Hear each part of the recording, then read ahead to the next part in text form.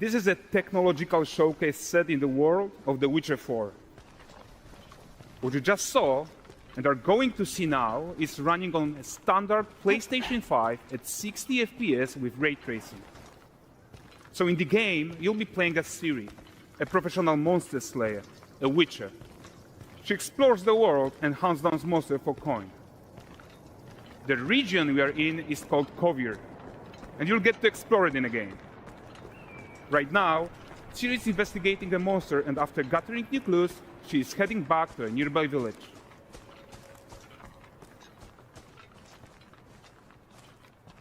All right, everyone, meet Kelpie. Let weeds be weeds, Kelpie. So just like Geralt had Roach, Ciri has her own loyal companion. We return to town. These two characters need to feel like one.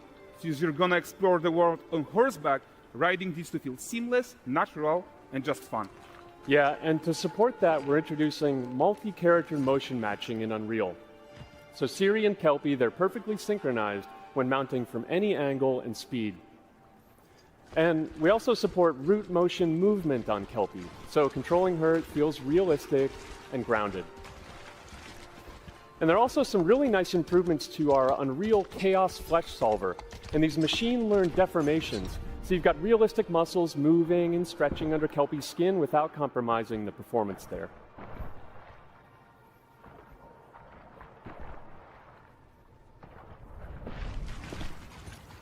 So let's leave Ciri behind for a second and talk about the world itself. So much of the Witcher world is natural, organic, especially Kovir with its dense forest and wild nature. Yeah, and wild nature is hard.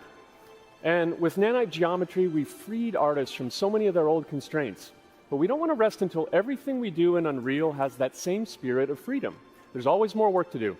And foliage is a huge piece of that puzzle. So we are excited to introduce nanite foliage. And in order to achieve gorgeous foliage density everywhere, while still being memory efficient, fast to render, we believe that a new idea was needed. So instead of the same card approach we've been using for the past 20 years, artists should be free to take a nanite approach to foliage, modeling every single leaf and pine needle. And the old LOD tricks of the past, they needed a complete rethink. And in their place, it's a new adaptive voxel representation in nanite. It's volumetric, it's fully 3D, it is super fast to render. And these dense clusters of triangles turn into these cubes, which at a distance, they're no larger than a pixel, and they react to the changing light of our dynamic sun and our shadows, and they allow artists to render whatever amount of foliage is needed to achieve their vision without compromise. And no compromise means how ambitious we are when it comes to bringing our vision to life with incredible visuals. But more than that, together with Epic, we created faster way to load the world. We can now bring in more content more quickly for the smoothest possible experience as we fly down to catch up with Ciri.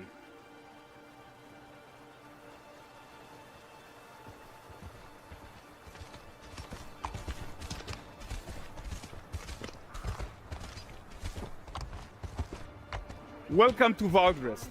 So Valdrest is a port town, a hub for fishing, trade and mining. It's one of those places where you can meet shady characters or overhear gossip from other lands. It's also where Ciri took on her current contract. High-tech, let's leave Kelpie here and explore the marketplace and food. I'm so excited we can finally show you some of this stuff. Let's see what Valdrest has to offer. Not her again. Not even at the land Exeter Fair! Now, 9 gazes while I present him with a fish. For the furry rascal will often wait, and the fair's wait grants good fortune. For this feat,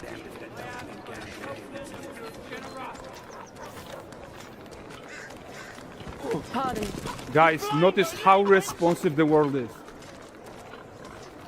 Character actions directly affect what happens around you, sometimes even setting off chain reactions. Everything is working together.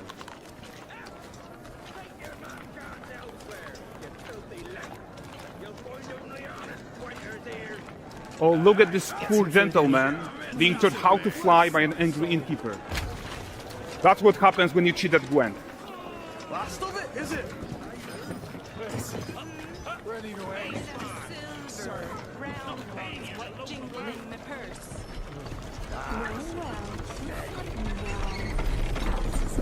Okay, so this is the guy who gave the series quest his own. Like you probably suspect, he has his own agenda in all of this. You're off your tits again, Wilfred. Get your ass up.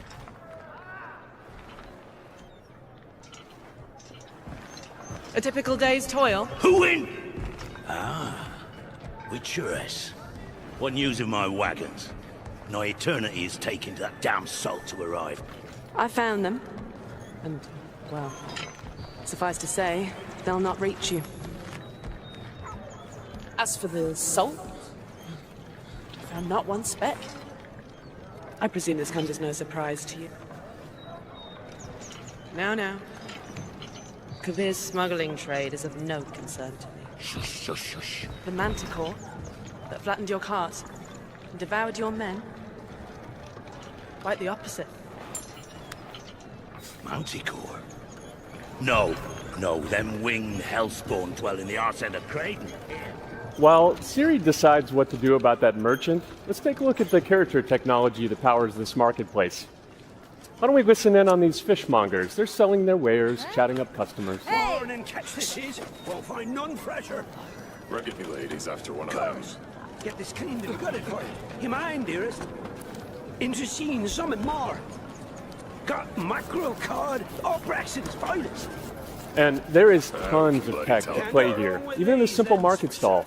Metahuman tools, improved Unreal smart objects, chaos cloth, and more. Yeah, and all of this exists to make sure that the gap in quality between Ciri and NPCs is as small as possible. Yeah, and closing that gap, it's not just about fidelity, right, but also authenticity.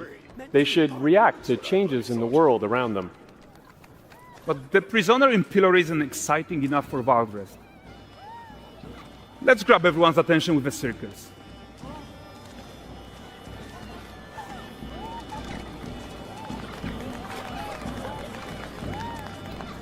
But the great performance deserves a huge crowd though.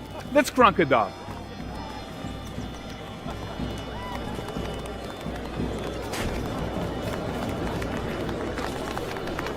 So you are seeing tons of optimizations here to many of Unreal systems, including an entirely new Unreal animation framework, allowing us to fit easily in our 60 FPS budget, not just in rendering, but also with room to spare on the game thread.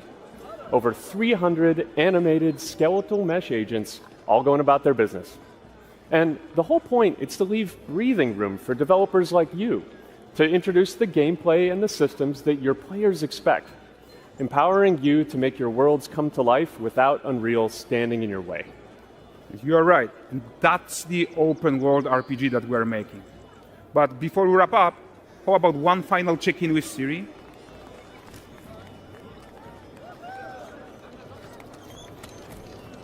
We are making this game to be the most immersive and ambitious open world Witcher game ever. And we are making this a reality thanks to our work on Unreal with the team at Epic. I think what we are doing together is going to bring in a new generation of open world RPGs, and I'm so proud of what we accomplished so far. We are too.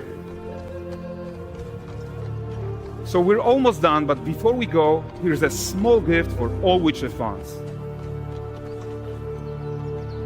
A first look at Lanexeter.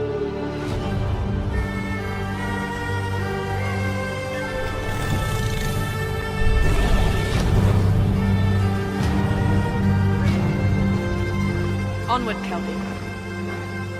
We've worked.